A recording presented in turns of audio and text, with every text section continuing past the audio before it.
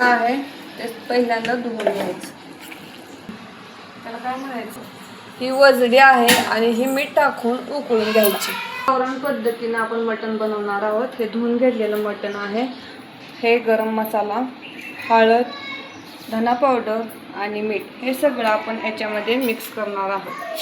सुरुवातीला मीठ टाकायचं आणि हे मिक्स करून अर्धा तास ठेवायचं. 1 चमचा याच्यात तेल टाकायचं. 4 चमचे पातेल्यामध्ये तेल टाकायचं. तेल गरम झालेलं आहे. याच्यामध्ये आपण मिक्स केलेले मटण टाकूया. हे आपण आळणी बनवणार आहोत.